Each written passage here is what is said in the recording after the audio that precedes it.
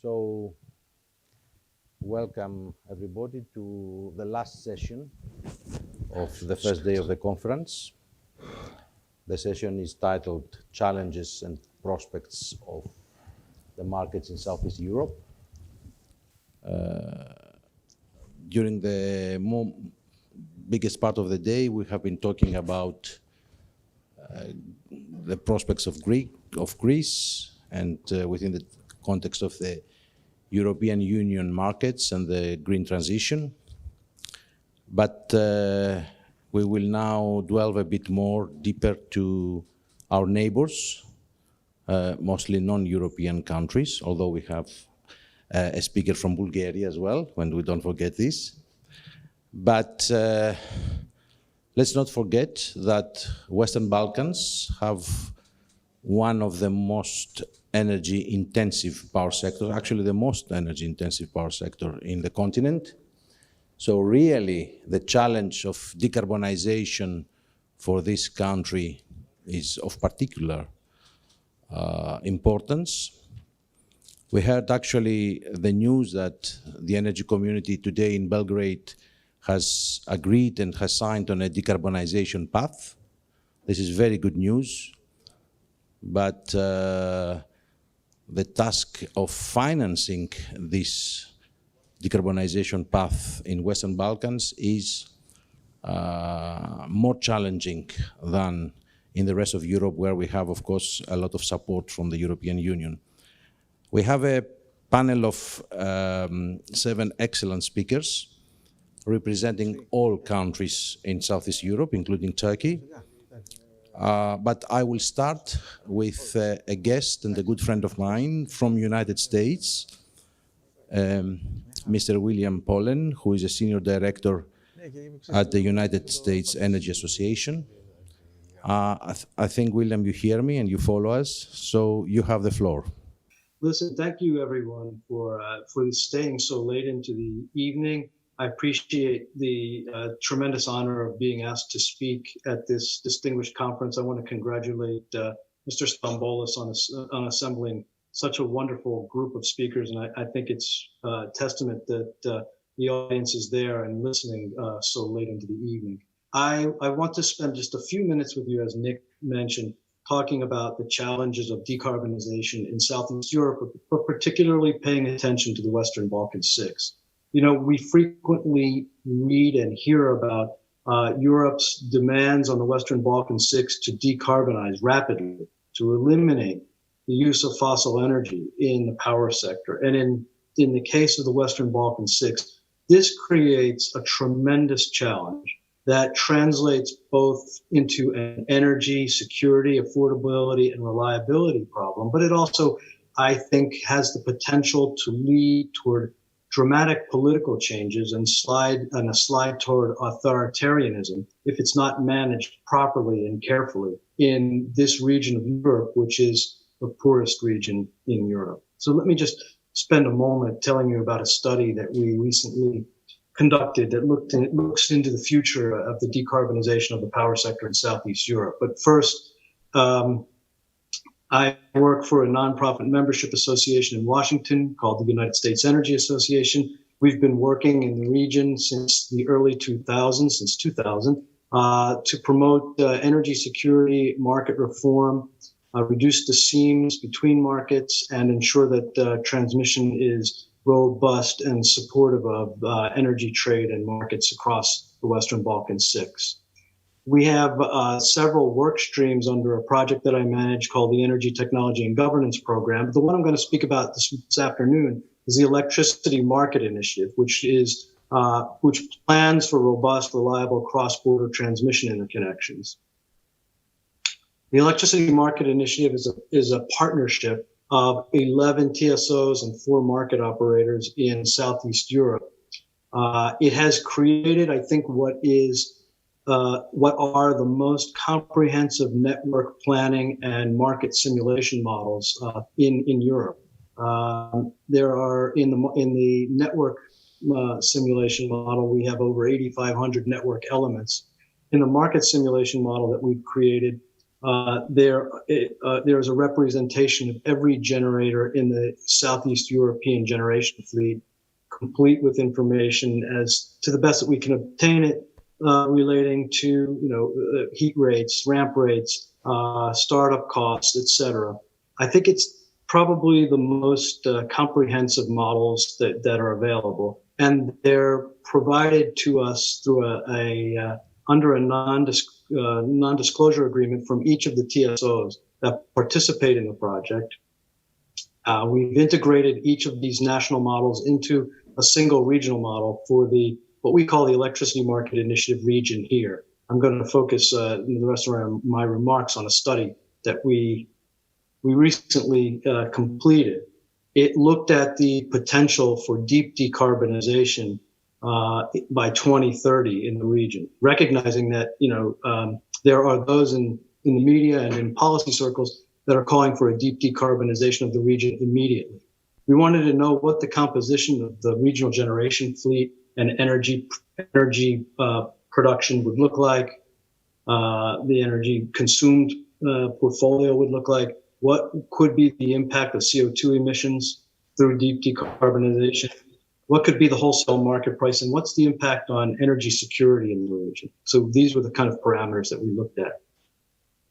We used 8 market scenarios, looking at all 8,760 hours of the year, taking into account demand, different hydrologies, the renewable energy capacity that is in the TYNDPs planned by the transmission system operators, non-renewable capacity, fuel prices, CO2 prices, and cross-border transmission capacity. And then we looked at 16 network scenarios for selected hours of the year that stressed the network provided the most stress to the network.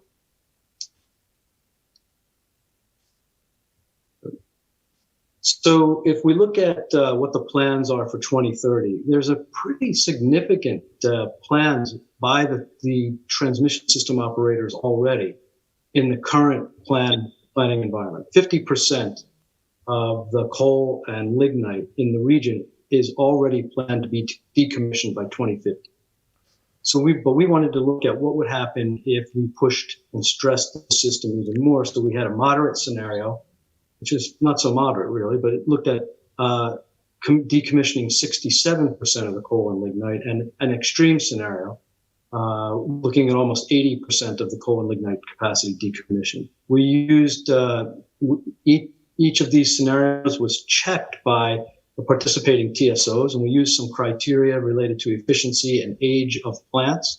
The plants that were not decommissioned were deemed to be either essential for voltage support or connected to a heating system, or some other reason why they just couldn't be eliminated.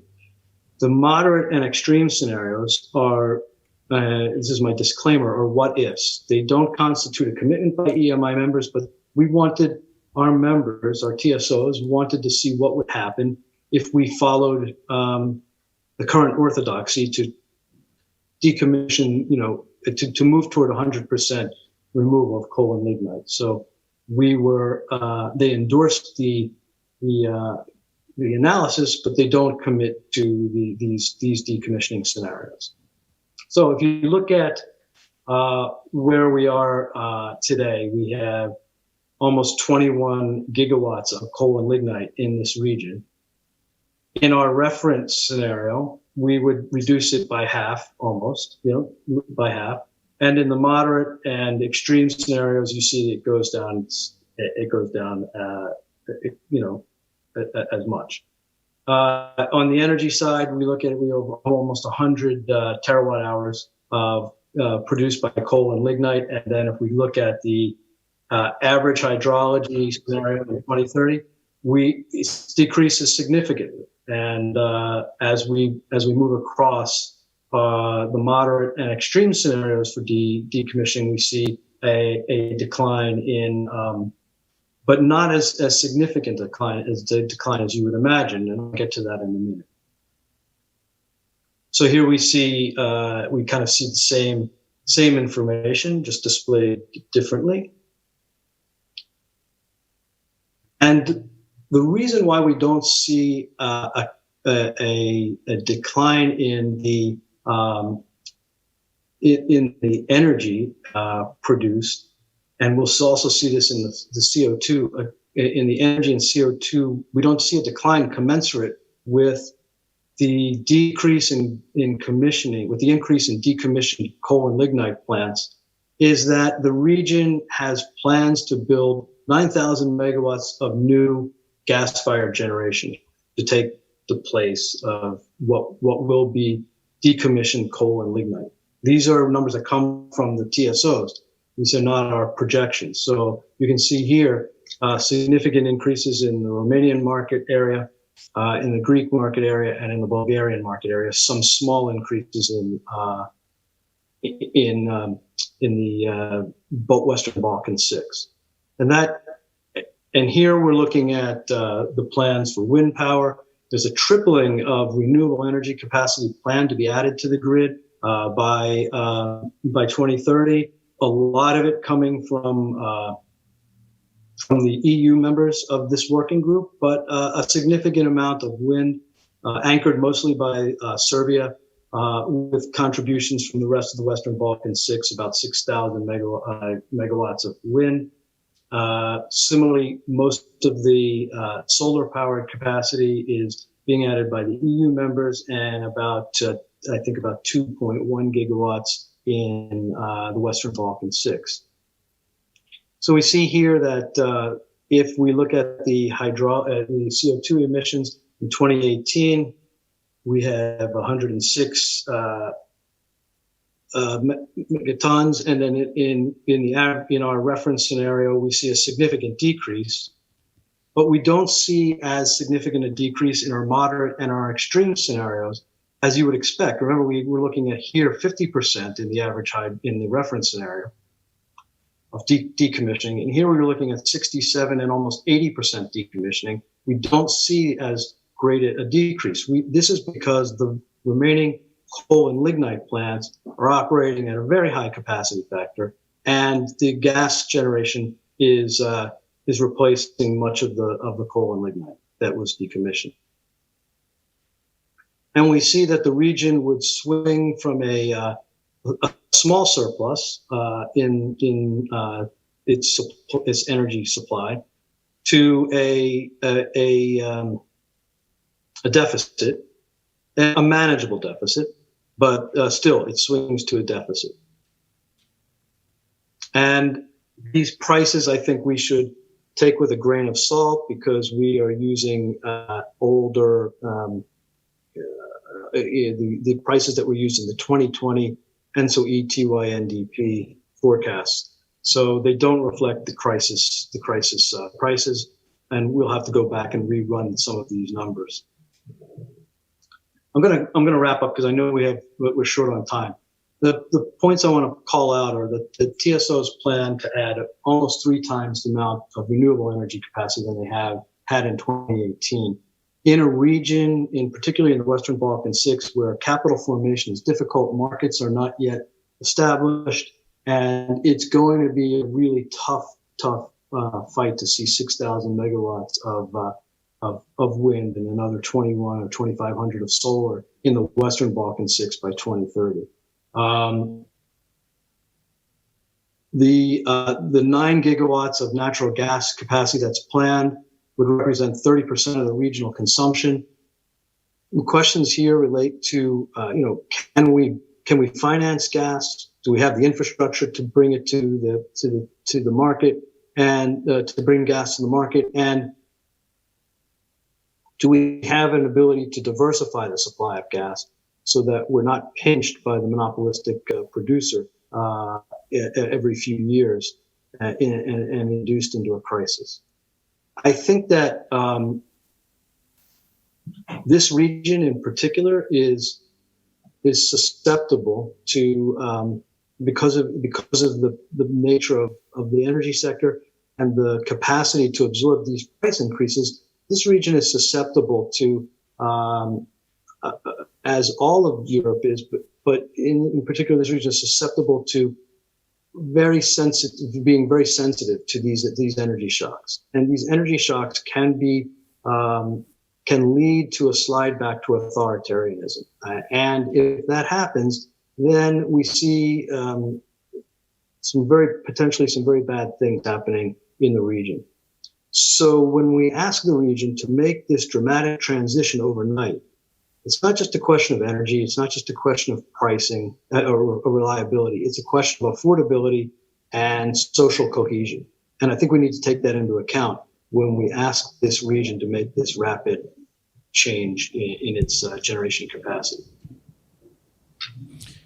William, thank you very much for being concise and brief in an extremely important conclusion of your studies, which shows a massive decommissioning of coal and lignite fire power plants in the region.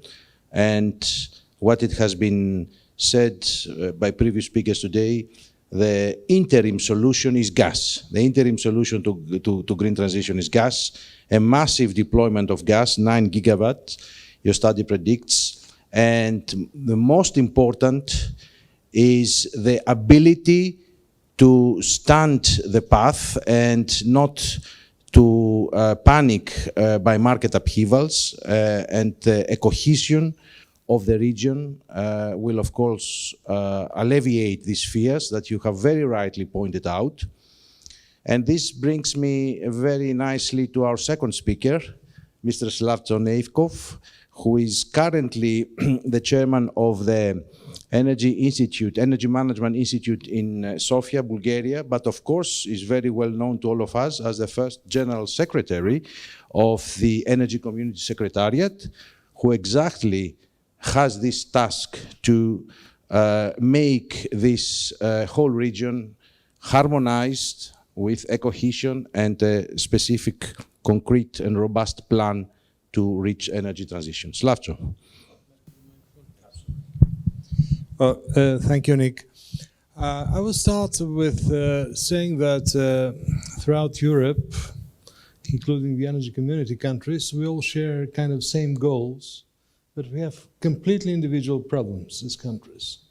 And this brings a lot of necessity for more realism when we talk about the cooperation in the energy field, because we have the same legal frame, we have the same objectives, but when it comes to realities, it's a lot of countries which continue to rely on coal, which the market gradually sweeps away, including Bulgaria.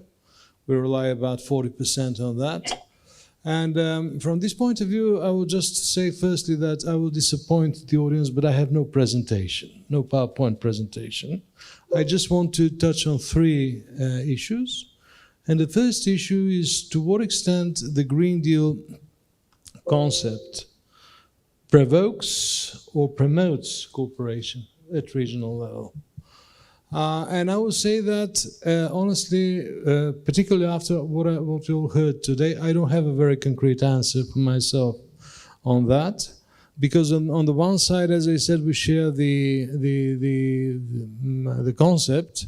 We accept it. We know that it has to move forward. But on the other side, it is the problems which we face which push us every day. And there was a very good reference to something which is not linked to the energy sector, but which the politicians like very much kind of avoid and try to transfer to the energy part. This is the energy poverty issue. It is a social issue. It's not an energy issue. The energy market should develop under market. The energy sector should develop under market rules, while the poverty issue should be dealt via the social policy of the states. So from this point of view, I think that events like that are very good exactly to exchange views and see who does what and how. But when it comes to not to policy, but to the business side, it's a completely different story. And this is my second point. What would be the role of the business in this process? I want to tell you that on the 14th of October this year, together with Yene and the Greek ambassador in Sofia, we organized a business meeting exactly on the topic to see how the business can support the achievements of these results which we all target at. And we were all amazed by the results, because what happened was that the business which seems to be the highest promoter of the market reforms finds a way forward exactly to cope with the situations, sometimes even despite the political decisions, and pushing the politicians to amend the laws, to pushing the regulator to adjust the regulatory frame, and so on and so on. So from this point of view, for me, the Green Deal is certainly something which is very good also in the sphere of the regional cooperation, particularly if we note that our markets are relatively small in general terms. And for example, if we talk about gas pipelines, there should be sufficient economic background behind. But at the same time, as I said, I'm a little bit confused, because on the one side, I mentioned today in my question the European Commission, the European Union, when adopting the regulation on the just transition, definitely excludes further financing of any activities related to gas. But on the other side, the interconnector Bulgaria and Greece is on the projects of common interests. So it is a kind of messy, if I may say so. And this mess has to be clarified, and the business will play a very important role to push the Commission and the EU institutions on that. By the way, I'm also on the board of directors of Euroelectric, and they're very active exactly on pointing out these deficiencies which exist here and there. And the last point which I want to make, this is my third point, just want to share a few words about Bulgaria, again mostly from the point of view of the business perspective. But let me tell you that politically, we kind of, as a country, we are very nice people, the Bulgarians, but we made very big contributions to the political heritage in the world. First, we had a king for a prime minister, and second, we had 3 parliamentary elections within 8 months, which is also kind of a world record in my view. So now the good point is that we are expecting a regular government. And the other thing which we are expecting is an agreement with the Commission on the National Recovery and Resilience Plan and the Plan on Just Transitions, which will bring all together for the next 7 years, together with the other EU programs, about 25 billion euros, which is a lot of money. And I want to invite all of you to consider the possibilities which exist to use this money. This is, as I said, we are not afraid of foreign investors. We invite foreign investors. So please come and look at what is on the table in this direction. And my very last sentence in this direction would be, yes, the Green Deal is excellent concept. The Green Deal is not only about energy. It is not only about coal, as most of the Bulgarian politicians tend to think. It is a lot of opportunities, but there should be reasonability and good planning, because otherwise it is the citizens who pay the bill. Thank you. Thank you very much, Lavzo. Thank you very much for pointing out these 3 issues. Managing the energy poverty will help with the social acceptance of the green transition. Absolutely important. The role of the business, you have correctly pointed out, and of course that Bulgaria is open for business and welcomes investors. And the added benefit is that those who will invest in Bulgaria will enjoy also the excitements of the Bulgarian politics. Absolutely. So let me now turn to the largest market in Southeast Europe. We heard already from the Turkish Power Exchange, that is the 4th largest power exchange in terms of volumes in whole of Europe. And of course, Turkey is a very interesting energy market because it has a variety of plans, not only to develop, increasingly develop renewables, but also nuclear. So we will hear from Dr. Yigitutgen, sorry for the spelling, about the prospects in Turkey. Thank you. Mr. Moderator, distinguished participants, I'm honored to speak at this important conference here today, and I shortened my presentation according to other presentations. So I will just show the transition in Turkey. This is just during 1 year. You see in lila color the increase of the solar, wind, geothermal by 1% in the primary mix of Turkey. And also by energy transition, by electricity generation, 2019 and 2020, we see a good part, a good share here at the, which color is it? Can I see it? 14.9% last year was the share of solar, wind, and geothermal. And this is an increase of nearly 2% or 1.8% within 1 year. And despite some low water income in 2020, the renewables in Turkey had a share over 50% in electricity generation. This is the development of the installed capacity. It reached end of October this year, 99,000 megawatts. So end of the year, it will be over 100,000, I think. And there are remarkable developments. First of all, we see in orange color here the development of hydro. It reached over 30,000 megawatt end of October. Then below it, quite green, I think it's green color, below, right below the hydro. It's decreasing, the capacity is decreasing since 4 consecutive years. So the installed capacity of natural gas in Turkey is decreasing. And below it, in yellow color, flat development of coal.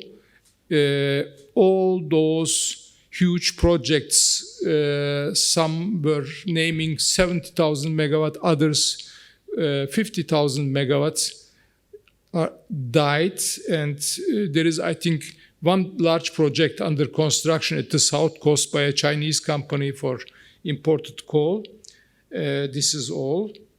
And below it, in lila again, the renewables, solar, wind, and geothermal reaching 20,000 megawatts end of October, and biomass down there.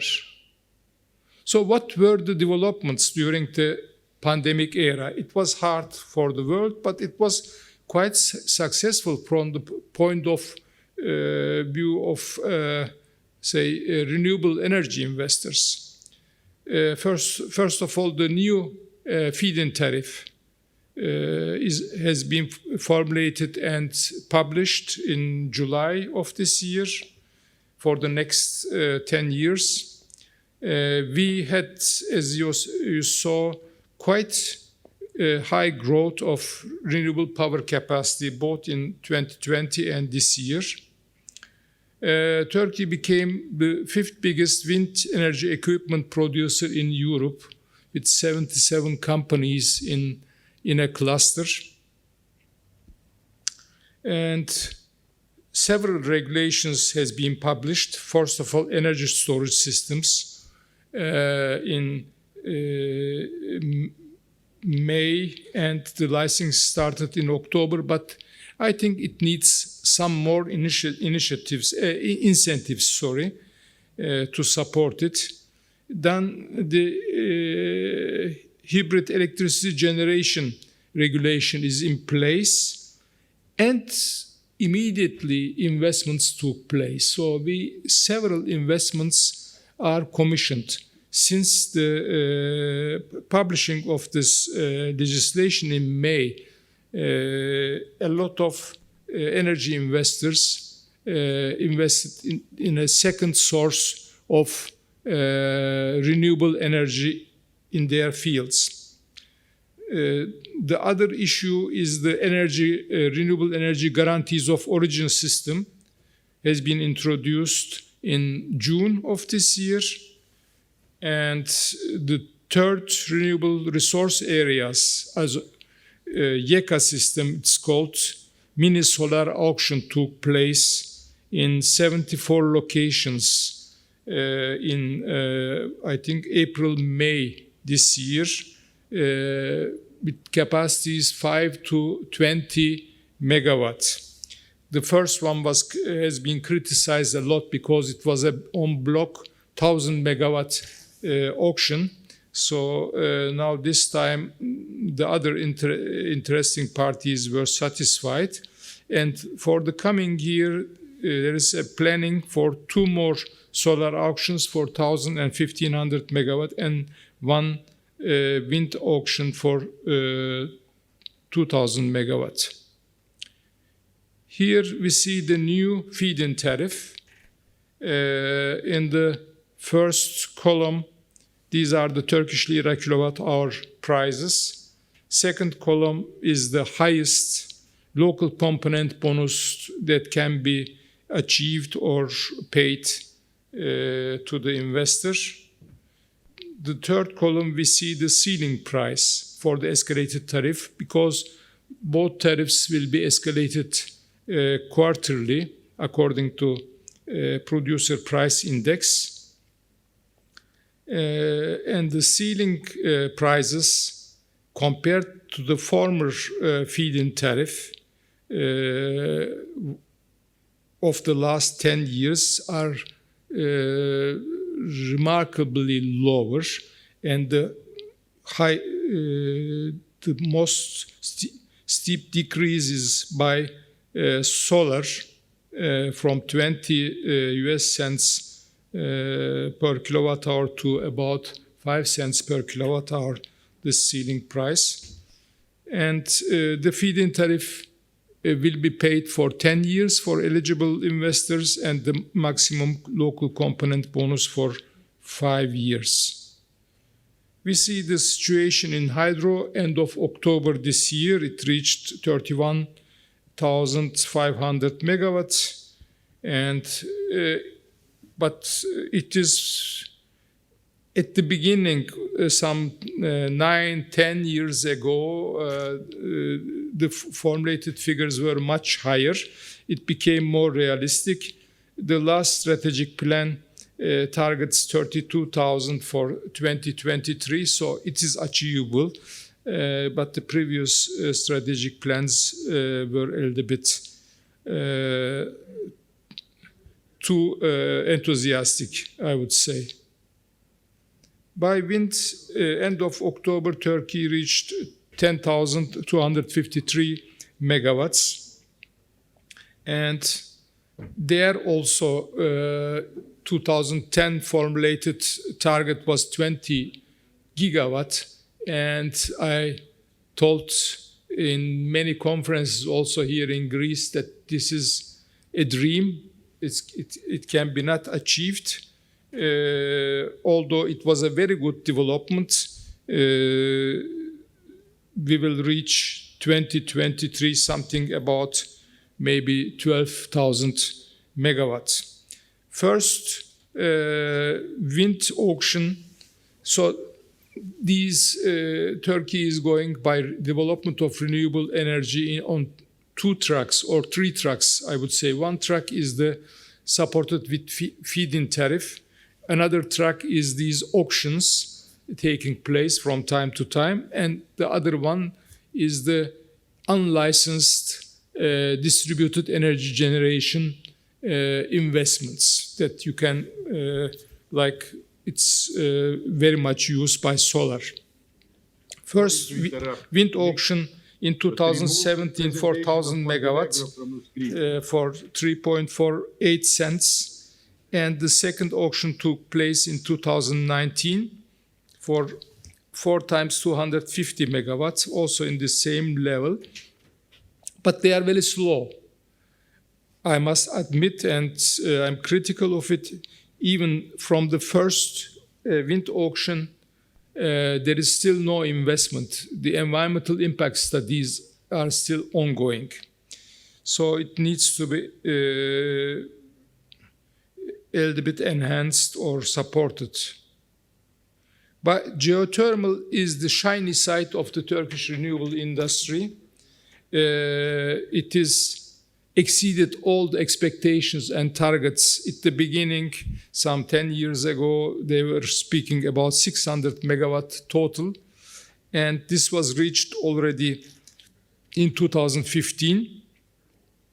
Now, then 2019 target was 1,300 megawatt, and this is also exceeded. It's developing very well, and Turkey became as the largest installed capacity in Europe and fourth largest in the world by electricity generation from geothermal. Naturally, geothermal has the ability to produce electricity 24 hours. It can work as base load. It's very comfortable for the investors. Turkey is a latecomer by solar. It started 2014. To promote solar investments, and as of end of October, it reached 7,658 or 59 megawatt. Majority of it is unlicensed investments, facade or rooftop, and so on. First auction was in 2017, a block on one site, 1,000 megawatt in Konya, Karapınar, also with some obligations to invest in a factory, integrated solar panel factory, and for research and development. This is developing very well, not like the wind auction. Already 550 megawatt has been installed and commissioned, and the company asked to increase the capacity to 1,300 megawatts, so it's moving well ahead. And on the third place, this is this mini solar auction I mentioned with very competitive prices done this year. Biomass is also developing quite good, so it is satisfactory how the investors are interested in this regard. It reached 1,500 megawatt. Now we came to nuclear. Many who met me at these conferences know I was very critical and skeptic about the development. Some 5 years ago, it was a very slow development. Agreements were signed sometime 2010 and so on, and there was nothing quite a long time. Even after the groundbreaking ceremony, there was a quite slow development. But during the pandemic era, huge progress has been made at the site. And now I'm really convinced that 2023, in second half, the first unit will generate electricity. It's a private investment. Turkish government gave only the purchase guarantee for half of the electricity to be generated from the power plant. Now I want to say a few words about the electro mobility before I close. You see the sales of the electric cars on the left-hand side. These figures are much lower than the actual figures because they are from the official distributors. Direct imports are here not inside, so it may be double or threefold of these figures. It's growing fast. On the other side, Turkish electric car initiative started with its investments in 2020 in July. And as I hear, their investments are going well forward, so they want to be on the market in 2022.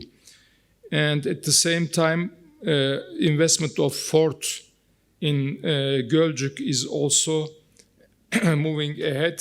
They want to produce all electric commercial vehicles from Gölcük factory in 2022. From the three electrical bus producers, Karsan and Temsa, are quite well connected to the European markets. These are the charging stations status end of the year 2020. It's a little bit over 2,000. These are the public stations, not the private ones. Private ones are not included. We see some concentration in metropolitan areas, but still a lot of missing. I expect next year, 2020, there will be a huge legislation impact. New legislation are needed to support the installation of new charging stations and to support also electro mobility. I don't want to go into the exchange, Istanbul exchange presented by our colleague. Are we on the right track? All the countries are doing a lot in this regard for emission reduction and renewable energy investments, but I fear the money needed for climate adaptation measures, especially in Southeast Europe, will be much, much higher than that we can imagine. We realized this summer with devastating floods at the Black Sea and also wildfires in the south. At the same time, within a few weeks, all these things happened. Thank you very much. Thank you very much, Dr. Giden, for the exciting news of the regulatory framework in Turkey, which is very active supporting. And we have seen also impressive reduction of costs. However, we're still waiting to hear about reforms in the gas market also in Turkey, who many say that it is long overdue. And it is important also for the completion of the Turkish energy market. Maybe your comment before we... Yes. I am quite an advocate, and I was thinking when we brought the laws into the parliament 2001, that the gas market will develop much faster because there was only one company, BOTAŞ, there. And in the electricity market, there were so many vested contracts, and so it was very difficult. And electricity market is well ahead. And I'm happy that now gas futures market started in October. And I expect soon there will be some movement in this regard. So without much further ado, we return to a very important country in the center of Southeast Europe, Serbia. We've heard about CPEX, the Serbian Power Exchange, which was the first power exchange actually in Western Balkans. Now I invite Mr. Mihailovic, who is an independent consultant, energy consultant based in Belgrade, to give us his presentation. Thank you very much, Mr. Mihailovic. Please adhere to the time restrictions of 10-12 minutes. Thank you. Yes, I will try. Good evening. Before everything, good evening to everybody from Belgrade. It's a pleasure to be participant of this conference. My contribution today will be an overview of current events in Serbia and the Western Balkans, and some factual observation taking into account today's main topic, energy transition. I call this presentation, as you see, Serbia and Western Balkans Perpetual Transition. And I have prepared about 20 slides, but I will try to be as fast as I can and try to present in 10 minutes. First of all, this is a map of Europe. Blue colors are the European members of the European Union, candidates in gray, and you see the... Is there any problem? No. Oh, okay. Blue color is full members of European Union. Yellow are candidates, and the gray is a potential candidate like Bosnia and Herzegovina. The region itself is struggling to meet the EU complex and changing conditions for entry, and at the same time, the Western Balkan countries are trying to resolve their primary questions about statehood, about territory, about national identity, and above all, the interpretation of history. The next map is a map of NATO members of Europe. It's visible that the yellow island in the heart of our Balkans is smaller than the previous map. It's also visible that the NATO alliance is in expansion in Europe. The third map is a map of energy community. As you know, that's a regulatory or market framework for implementation of the EU energy legislation to the contracting parties. Now, we are in a slide with a general country context overview of Serbia. Main point of this slide is that Serbia is all the time in some sort of survival mode. Currently, we have some good macroeconomic stability, and the actual growth rate is around 7%. Serbia maintains also close strategic ties with China and Russia, and despite warnings from the West about their influence in the region. The other stuff about Serbia you can read on the screen. Next slide is showing the status of Serbian economy from 2018 to 2024. As you see, the Serbian economy went through the first year of pandemic with a minimal recession, -1%, and that decline of -1% in 2020 was one of the lowest in the Europe. Government spent about 8 billion euros to suppress the negative pandemic effects on the economy. Serbian energy context overview. During the economic blockade during the 90s, which lasted for almost 10 years, Serbia learned how important it is to have its own energy resources and maintain energy independence.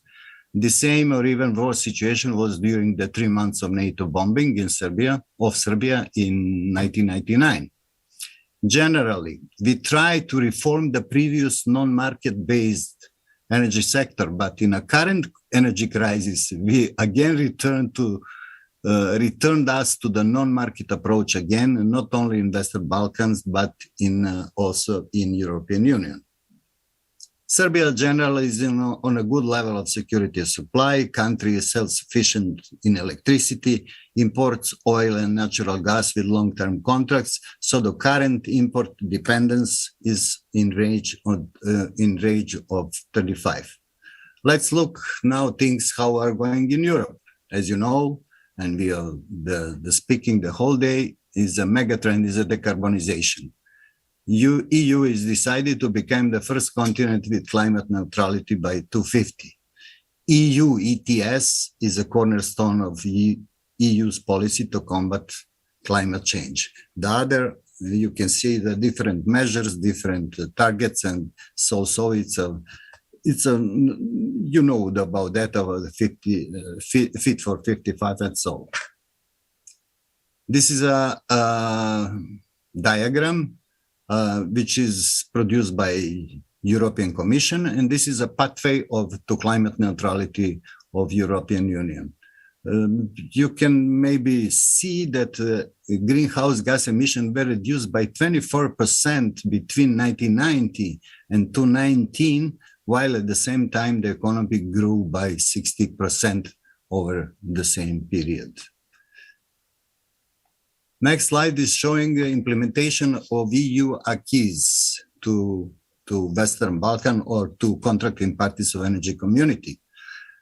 Reforms in the energy sector in Western Balkans have been ongoing since the establishment of the energy community in 2005, or in operational mode from 2006. And Mr. Slavčonekov quite well know what's going on, what's happened there. But after 15 years, there is a limited progress in reforming the energy sector, and the implementation ratio of the EU acquis is around 60% on average. In energy transition process of Western Balkan countries, more financial assistance will be needed. Some sort of, let's say, green Marshall Fund can make that transformation feasible and just. This is energy efficiency and RES development in Western Balkan 6. This is an overview of implementation, the directives and acquis on energy efficiency and RES development in the Balkan.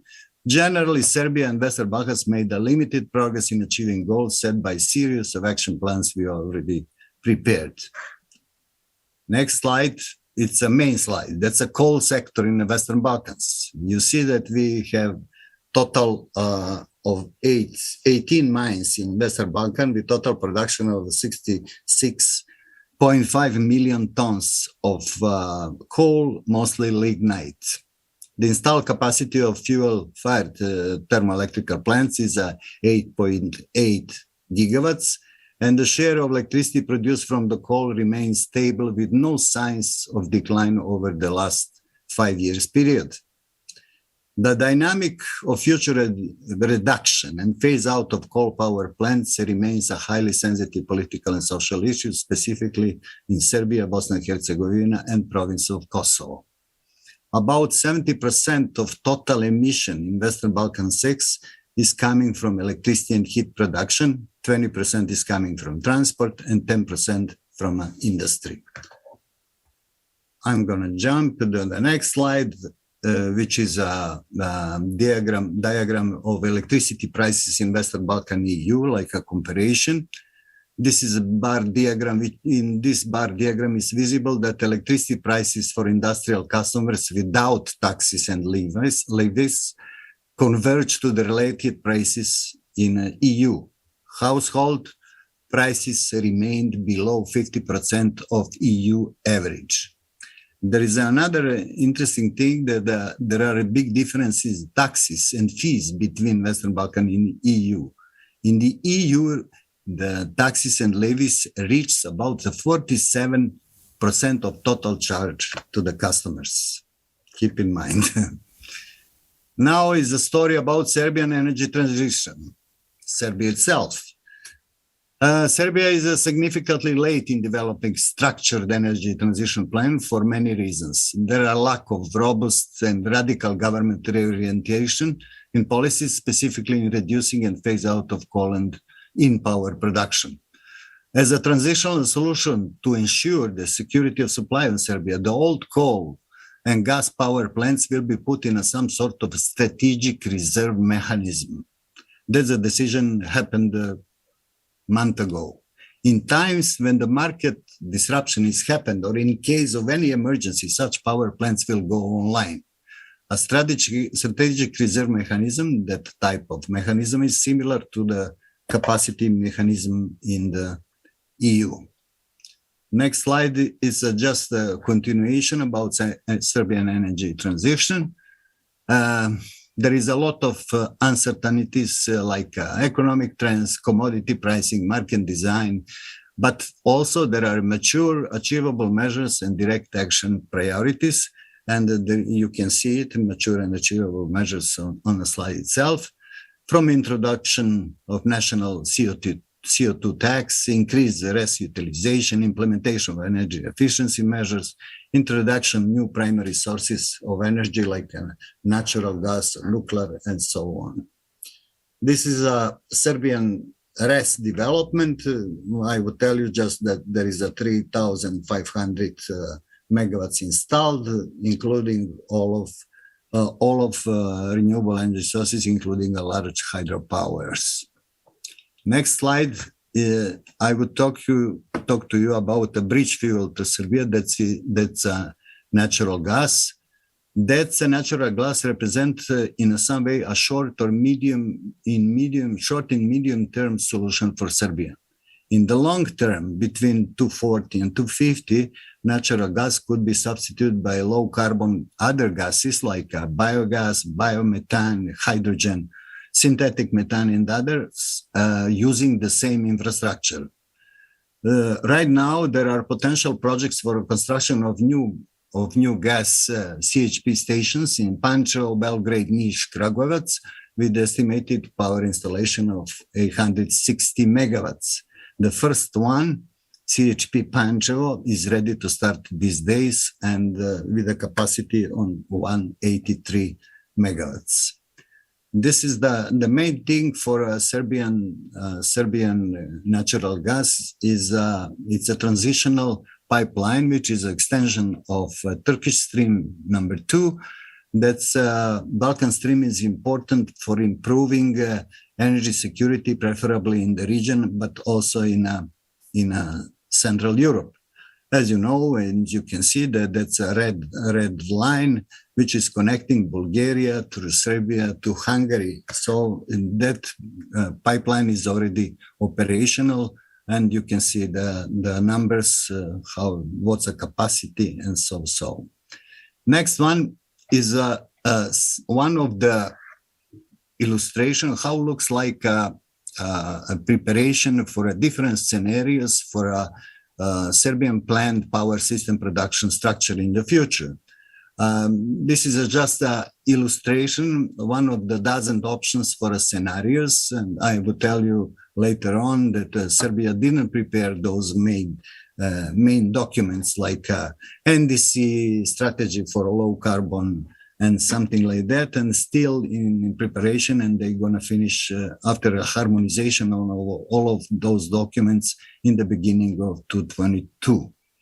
But by this scenario, we called it M2 scenario, from 2035, carbon emission will be driven mainly by gas-based generation. It is expected that carbon footprint will be 2 to 3 times lower than previous coal utilization. Depends again of gas. It may be natural, maybe hydrogen, maybe biomethane or biogas, and so. That's one of the ideas how is going to be a Serbian future system production structure. Next slide. Oh, wait a second. But at the same time, we are thinking about a nuclear option. As you know, there is currently more than 400 nuclear power reactors in operation in the world, and with another 54 are under construction. As you also know that France is a leading producer of nuclear energy in Europe, following by Ukraine, Hungary, and so on. After Chernobyl accident, the Federal Republic of Yugoslavia, it is a legacy for Serbia too, imposed ban not only to construction of nuclear power plants, but also their development, similar like in Italy, a little bit similar like in Switzerland, and so. Although Serbia does not have a nuclear power plant, there is an early warning system for nuclear accidents, and Serbia is a part of a network establishment by International Atomic Energy. I will tell you something about EU supports Western Balkans. You know that the climate change is, by definition, is a transboundary challenge, and Western Balkan countries said that they will adopt energy and climate ambitions that matches EU targets. In that accession process, the European Commission promoted a green agenda from investment plan for Western Balkans and prepared the 9 billion euros in grants, funding, and also $20 billion in investment for the next adjustment in a Balkan area. And final slide is a green agenda for Serbia. Energy transition is a complex process whose planning must be used a pretty holistic approach. we are aware there are significant differences that exist in EU energy sector and the Serbian energy sector. Like an example, in addition, the economic power of leading EU countries and the purchasing power of population enable the cost of transition to be socialized to a greater extent than in Serbia. Generally, we in the Western Balkans, in Serbia, we are expecting major foreign investments. They are even inevitably necessary for the decarbonization process in Serbia and Western Balkan. In any case, Serbia will be on the way to successful energy transition. That's my presentation. Thank you for your attention. I would like to stay in one number you quoted, because a lot of numbers have been discussed today, and the massive decommissioning of lignite fire plants and massive new development of 9,000 megawatts of gas-fired. But I would like to stay to the number of people. Not 9,000, 900. Not for Serbia, but the USAID study. The USAID study. You cannot decommission people, and we must remember this. You mentioned 41,000 jobs in the Western Balkans in the mines and the thermal power plants. That's right. And of course, another 50,000 jobs depending on the miners and the workers. Now, of course, the social cost has to be taken into account. I think it's more than 50,000, the depending jobs, because we believe here in Greece, for example, we had a multiplier of 3 when we considered the decarbonization path. So we're talking about 150 to 200,000 people, jobs in the Western Balkans in this road to decarbonization. And therefore, this also shows the magnitude of the challenge. And I'm sure we're going to hear about this also from Kosovo later, when we have in 10, 15 minutes the presentation for Kosovo. It is an important challenge that we must not forget, because these people need to be reskilled. These areas, these municipalities, depending totally on coal. Actually, my company, Grant Thornton, is involved, has been assigned by EBRD in doing the diagnostic of the just transition for Serbia, and now actually we're working in Serbia for this. So those numbers that you've quoted, it's something that we have to have into account, and how the just transition will manage the social issues, the reskilling, the employment, the economic development of these affected municipalities.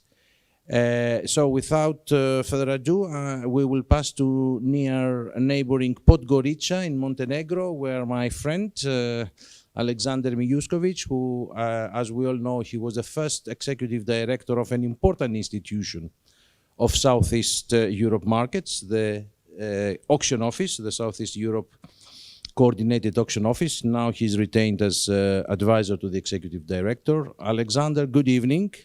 I think you are in a car. I'm sorry for being so late. Going for your dinner.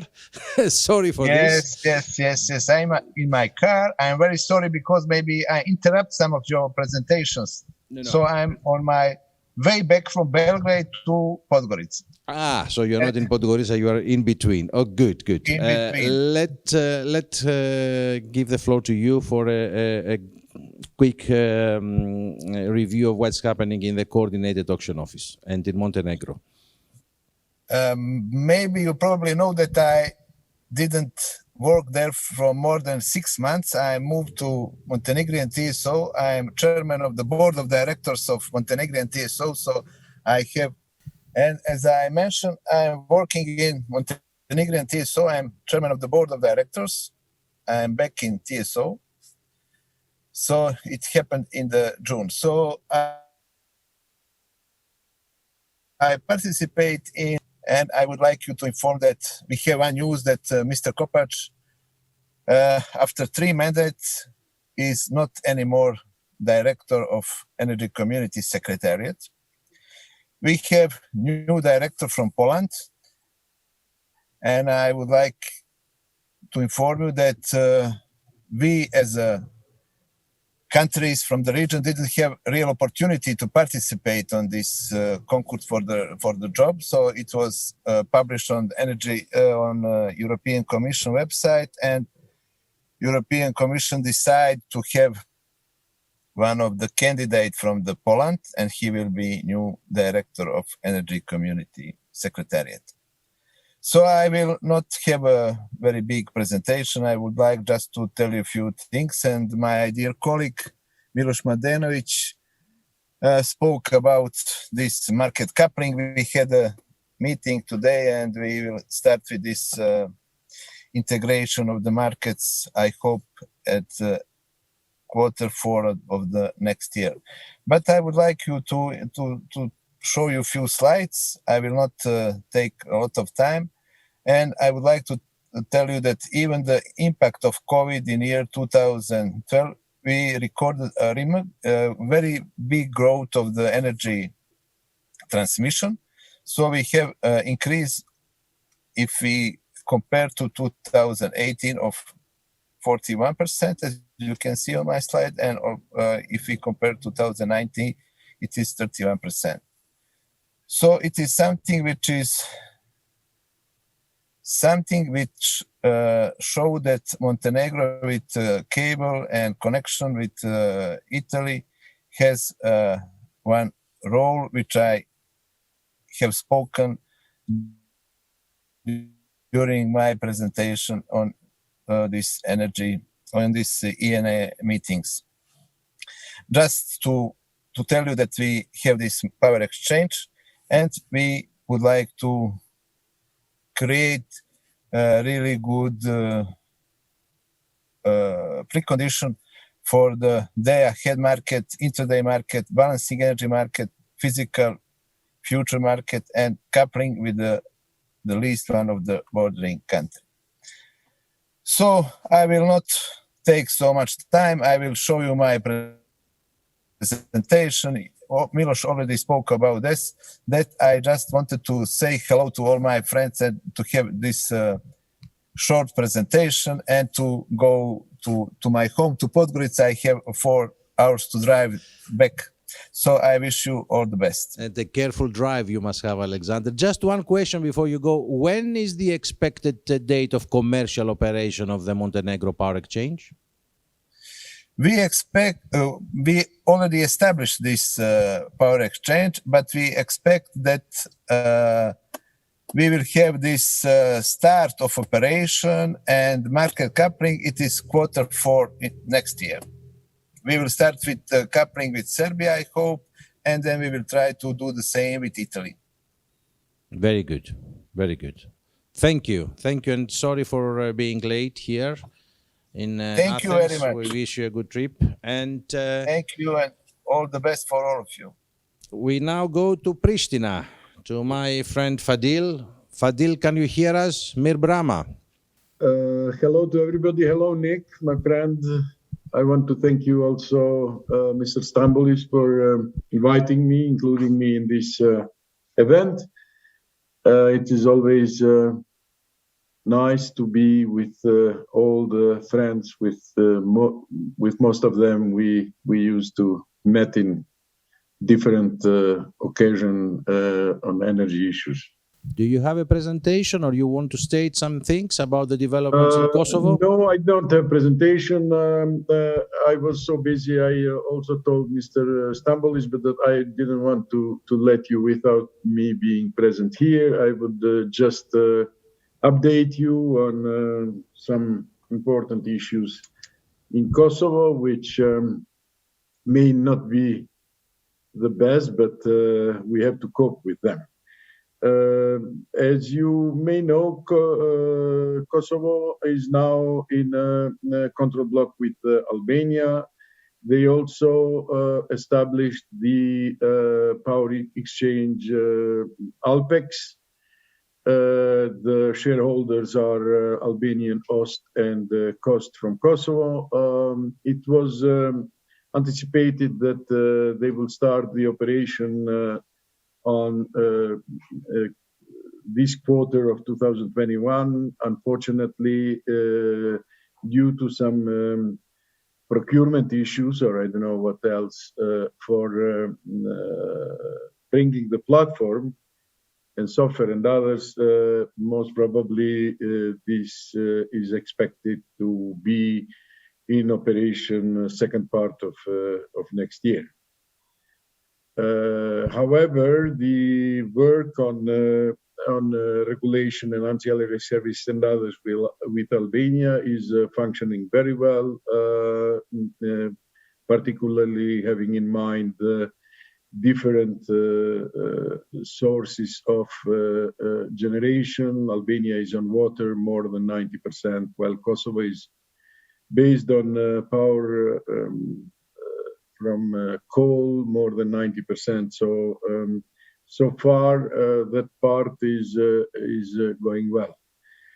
On the other hand, Nick, as you may know, and I was working directly last 2 years on it, on construction of new power plant, and as you know, we had tender, and there was companies called Contour Global who won the tender to construct the new power plant of 500 megawatts. Last year, they withdrawn from the project, and now we are in a pretty complex situation, which on one hand will endanger the security of supply, future security supply of Kosovo in one side, and also would affect that we have to rethink the whole strategy of energy development in Kosovo, since of course, the government still didn't come with a clear instruction how they're going to continue, or are they going to continue this project. But given the even today's discussion of all the speakers, and also given the all the work from European Commission, Energy Community, and others, it seems that it would be very difficult to, let's say, restart work on a new coal power plant in Kosovo. But what is the real alternative for Kosovo? I mean, are you intending to import, to have gas connection and do gas-fired plant, or only renewables? We are working now. We have just started to work on a new energy strategy, and to be honest, I mean, it may end up even with gas as it ended up with coal power plant. If we consider gas as a bridge from Green Deal, then the question is, if we go with gas, which would be connection either from North Macedonia or Albania, most probably Skopje, North Macedonia may be more feasible. But I mean, I didn't hear any presentation today. What is about the pipeline from Greece to North Macedonia, in order to have some more realistic, let's say, dates when it may eventually interest Kosovo to connect on that pipeline. However, Kosovo, as you know, has not used to gas, and there is no any gas pipeline, smaller or bigger, to Kosovo until now, which brings the problem of developing the secondary infrastructure for gas in one hand. And lately, it was also discussed that we might think building at least 250 megawatt once the gas pipeline would be in place in Kosovo of power plant on gas, which was mainly planned as a source for regulation, and balances. Yes, it is certainly a challenge now. It is a big challenge. I think a lesson, because I have, as you know, some personal experience in the story of the energy strategy in Kosovo, I think. And what also we have seen with Alpex, the power exchange in Albania, I think that prevarication and delays have always a cost. When you lose the opportunity of favorable conditions and you delay, maybe the conditions, the wind changes, and then things are becoming more difficult. And this could be a lesson learned. Of course, there have been some positive movements on the renewables. Until now, the renewables were just 5% of the total load of Kosovo. But this year or lately, first part of next year, we are expecting that around 130 megawatt of wind power plant will be commissioned. They are on a finalizing phase. There are a lot of interest for solar, also photovoltaics to install in Kosovo. This definitely is a very good prospect. But of course, renewables need flexible plan to balance them out.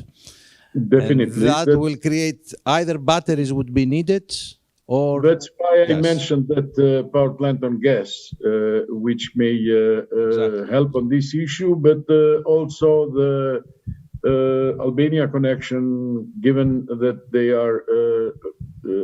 they are mostly hydro power plants on place, may also support the stability and balancing of the system here. Thank you very much, Fadil, updating Nick, us. Thank you very much, and I just wanted an advice to Mr. Mihailovic. He's still working with very old maps, so I advise him to update the maps of Balkans. Right. Okay. We leave politics outside, and we will finish our tour of Southeast Europe in Tirana. Mr. Bosgo, are you online? Mr. Bosgo is not available. Okay. So then I think we have concluded this session, quite late session, of course, but very interesting, because we heard about the developments and the challenges in all Southeast Europe. So I would like to thank all of course, the speakers, but also the audience who stayed with us till quite late here in Athens, 9:30. I think now is the time for the cocktail reception. Sorry for keeping you away from the concluding. Thank you all, and good night to all our speakers. Good night. Good night. Good night. Good night.